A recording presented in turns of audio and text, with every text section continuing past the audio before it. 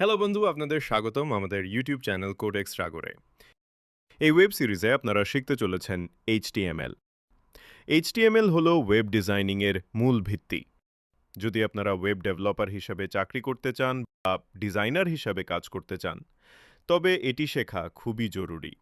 তাহলে এইচটিএমএল এর full meaning কি? এইচটিএমএল এর ফুল মিনিং হলো হাইপারটেক্সট মার্কআপ ল্যাঙ্গুয়েজ। এখন প্রশ্ন আসে, এর ব্যবহার কি?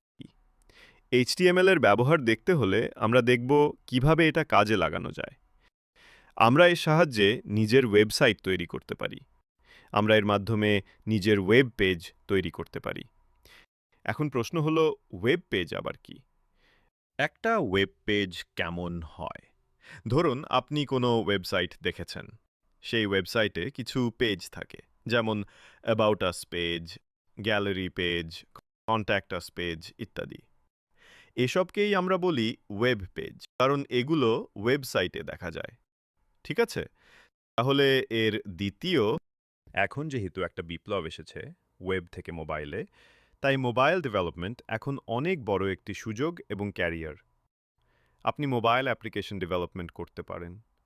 এখন প্রশ্ন আসে, মোবাইল অ্যাপ্লিকেশন তো জ্যাভা দিয়ে তৈরি হয়। না, এখন মোবাইল অ্যাপ্লিকেশন আপনি এইচটিএমএল, সিএসএস এবং জাভাস্ক্রিপ্ট ব্যবহার করেও তৈরি করতে পারেন। যেমন এখানে আমি দুটি ফ্রেমওয়ার্কের নাম লিখেছি, ফোনগ্যাপ আর আয়োনিক। এমন একটি ফ্রেমওয়ার্ক যেখানে আপনি এইচটিএমএল আর সিএসএস ব্যবহার করে পুরো মোবাইল অ্যাপ্লিকেশনের ওয়েবসাইটের ডিজাইন করতে পারবেন। আমরা আমাদের পরবর্তী সিরিজে এটাও শিখব। তাহলে এখন প্রশ্ন আসে, এটা শুরু কিভাবে করা যায়? চলুন শুরু করা যাক। এটা শুরু করার আগে আমরা একটা কথা বলি। আমরা এইচটিএমএল এর কোন ভার্সন শিখতে যাচ্ছি? আমরা শিখব HTML5। HTML5 হলো এখন পর্যন্ত সবচেয়ে লেটেস্ট ভার্সন, যেখানে অনেক নতুন ফিচার আছে। এবং আমরা HTML4 সম্পর্কেও কথা বলবো আর শিখব যে HTML4 থেকে HTML5-এ কি কি নতুন জিনিস এসেছে এবং কি কি পরিবর্তন হয়েছে। কারণ এটা জানা খুব জরুরি। অনেক সময় এমন হতে পারে যে আপনি পুরনো জিনিস ব্যবহার করছেন আর সেটা কাজই করছে না। তাই এগুলো জানা খুবই দরকার। তো এর আগে আমাদের জানতে হবে আমরা এতে কাজ কিভাবে করব এবং কি কি সফটওয়্যার প্রয়োজন হবে। সফটওয়্যার রিকোয়ারমেন্টের জন্য আমাদের দুটি সফটওয়্যারের প্রয়োজন হবে। একটি হলো HTML এডিটর এবং অন্যটি হলো ব্রাউজার। HTML এডিটরে আমরা আমাদের HTML এর কোড লিখব। আর ব্রাউজার মানে হলো, যেমন আপনি যখন কোনো ওয়েবসাইট খুলেন তখন সেটি দেখানোর জন্য যেটি ব্যবহার করেন। সবচেয়ে বেসিক যে এডিটর আছে আমাদের কাছে উইন্ডোজের মধ্যে, সেটি হলো নোটপ্যাড। নোটপ্যাড উইন্ডোজের সাথে ডিফল্টভাবে আসে এবং আপনি এটিকে HTML এডিটর হিসাবে ব্যবহার করতে পারেন। এখানে আপনি আপনার সব কোড লিখতে পারবেন এবং এটি ফ্রিতে ব্যবহারযোগ্য, কারণ এটি উইন্ডোজের সাথে আগে থেকেই পাওয়া যায়। এর থেকে এক ধাপ উপরে আছে নোটপ্যাড প্লাস প্লাস। এটিতে সাধারণ নোটপ্যাডের থেকে পার্থক্য হলো এখানে কোড লেখা হয় রঙিন ফরম্যাটে, যা পড়া ও বোঝা সহজ করে। যখন আমরা পরবর্তী ওয়েব সিরিজ দেখব, তখন আমরা সমস্ত কোড নোটপ্যাড প্লাস প্লাসে লিখব। এর পাশাপাশি মাইক্রোসফট তাদের একটি ফ্রি এডিটর প্রকাশ করেছে, যার নাম VS কোড বা ভিজুয়াল স্টুডিও কোড। এটি সম্পূর্ণ ফ্রি এডিটর এবং এতে অনেক সুবিধা আছে। আপনি এটিও ব্যবহার করতে পারেন। আরেকটি হলো সাবলাইম।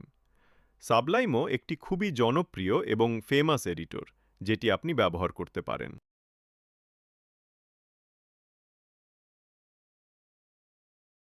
এখন প্রশ্ন আসে, আমরা কোন ব্রাউজার ব্যবহার করব? এ পর্যন্ত সবচেয়ে জনপ্রিয় ব্রাউজার হলো গুগল ক্রোম। গুগল ক্রোমের বিশেষত্ব হলো এটি ওয়েবসাইট দ্রুত খুলে এবং এটি আপ টু ডেট, মানে সবসময় নতুন প্রযুক্তি সমর্থন করে। আর পাশাপাশি মজিলা কোম্পানির ফায়ারফক্স আছে। এটিও একটি খুব ভালো ব্রাউজার। আরেকটি যা খুবই পুরনো এবং সবার জানা আছে, ইন্টারনেট এক্সপ্লোরার। এটি আপনি ব্যবহার করতে পারেন। যদি আপনি উইন্ডোজ 10 ব্যবহারকারী হন, তাহলে মাইক্রোসফটের আরেকটি আপডেট ব্রাউজার আছে, সেটিও ব্যবহার করতে পারেন। সাফারি যদি আপনি ম্যাক ব্যবহারকারী হন তবে নিশ্চয়ই জানবেন যে ম্যাক ল্যাপটপে ডিফল্ট ব্রাউজার হিসাবে আসে সাফারি। সাফারি হলো তাদের ডিফল্ট ব্রাউজার। এটি উইন্ডোজেও ব্যবহার করা যেতে পারে, তবে মানুষ এটি উইন্ডোজে কম এবং ম্যাকে বেশি ব্যবহার করে। অপরা ও একটি খুবই জনপ্রিয় ব্রাউজার। মানুষ এটিকে সাধারণত মোবাইলে বেশি ব্যবহার করে, যদিও এটি উইন্ডোজ এবং ম্যাকেও ব্যবহার করা যায়, কিন্তু মোবাইলে এটি বেশি ব্যবহারযোগ্য। এ পর্যন্ত আমাদের ভিডিও বানানোর জন্য সবগুলো মৌলিক জিনিস, তাহলে আমাদের ভিডিও সিরিজটি দেখতেই থাকুন যাতে আপনি HTML5 এবং এরও নতুনতম ভার্সন শিখতে পারেন। আমরা যতগুলো সফটওয়্যার এবং এডিটরের নাম দিয়েছি তাদের ডাউনলোড লিংক আপনি আমাদের ভিডিওর নিচের ডেসক্রিপশনে দেখতে পারবেন। তাহলে আমাদের ভিডিও সিরিজটি দেখতেই থাকুন যাতে আপনি HTML5 এবং এরও নতুনতম ভার্সন শিখতে পারেন। হ্যালো বন্ধুরা, এই ভিডিওতে আমরা দেখব HTML কিভাবে লিখতে হয়, এটার বেসিক সিনট্যাক্স কাকে বলে। এটা শেখার পর আপনারা HTML এর পেজ বানাতে পারবেন। চলুন শুরু করি। এটার বেসিক সিনট্যাক্সের জন্য আপনার জানা দরকার যত কোড আছে সব হয় ট্যাগসের ভিতর। ট্যাগ কেমন? গ্রেটার দ্যান এবং লেস দ্যান, এটাকেই আমরা HTML এ ট্যাগ বলি। গ্রেটার দ্যান এবং লেস দ্যান সাইনের ভিতরে ট্যাগের নাম আসে। এটা আমরা সামনের ভিডিওতে দেখব। আলাদা আলাদা ট্যাগস, এক এক কাজের জন্য এক এক ট্যাগস। হেডিংয়ের জন্য আলাদা ট্যাগস, প্যারাগ্রাফের জন্য আলাদা ট্যাগস, সব জিনিসের ট্যাগ আলাদা। ভিডিও লাগানোর ট্যাগস আলাদা, IMG লাগানোর ট্যাগস আলাদা। ট্যাগ দেই পরে যেই কাজ করব ওইটা দেই, তারপর ট্যাগ ক্লোজ করব। ট্যাগ ক্লোজ করার চিহ্ন আপনারা দেখছেন যে এটাতে লেস দ্যান আছে। এটার মানে হলো ট্যাগ ক্লোজ হয়েছে। আর যে কোনো ট্যাগ শুরু হলে ওটা বন্ধ করতে হবে, এটা মনে রাখতে হবে। এখানে অ্যাকচুয়াল HTML এর ভেতরে কোড করার কথা বলি। এখানে আপনারা স্ক্রিনে দেখছেন HTML ট্যাগ শুরু করেছি, তারপর গ্যাপ, পরে লেস দ্যান দিয়ে তা বন্ধ করেছি। HTML এর যত কোডই হবে এই দুইটার ভেতরে হবে, বাহির কিছু হবে না। HTML এর ভিতরে সবচেয়ে প্রথম যেই ট্যাগ আসে সেটা হলো হেড ট্যাগ। হেড ট্যাগের কি কাজ? আমরা হেড ট্যাগের ভিতরে যা লিখব তা আমরা ফ্রন্টে দেখব না। ওইটা ব্যাকগ্রাউন্ডে দেখব, নয়তো উপরে টাইটেল বারে দেখব। ব্যাকগ্রাউন্ডে কিভাবে চলবে? ফিউচারে আমরা CSS শিখব। তখন CSS এর সব কোড আমরা হেড ট্যাগের ভিতরে দিতে পারব। ফিউচারে আমরা জাভাস্ক্রিপ্ট শিখব। তখন জাভাস্ক্রিপ্টের সকল কোড হেড ট্যাগের ভিতরেই হবে। ঠিক আছে? এখন আমরা শুরু করি। হেড ট্যাগের ভিতরে যেই ট্যাগ আসবে সেটা হলো টাইটেল ট্যাগ। টাইটেল ট্যাগের মানে কি? যা আমরা টাইটেল ট্যাগের ভিতরে লিখব ওইটা আমাদের ব্রাউজারের টাইটেল বারে দেখাবে। এখানে আপনারা আমাদের স্ক্রিনে দেখছেন উদাহরণের স্ক্রিনশট দিয়েছি। টাইটেল ট্যাগে লিখেছি প্রথম ওয়েব পেজ, ওইটা ব্রাউজারের টাইটেল বারে দেখাচ্ছে। হেড ট্যাগ শেষ হওয়ার পর আমাদের যেই ইম্পর্ট্যান্ট ট্যাগ আসে সেটা হলো বডি ট্যাগ। বডি ট্যাগের মানে যা কিছু আপনি এটার ভিতরে লিখবেন ওইটাই আপনার ব্রাউজারের স্ক্রিনে দেখাবে। তার মানে ওয়েবসাইটের যা কাজ আছে তা বডি ট্যাগের ভিতরে হবে, আর যেটা ব্রাউজারের ব্যাকগ্রাউন্ডে চলবে ওই সকল কাজ হেড ট্যাগের ভিতর হবে।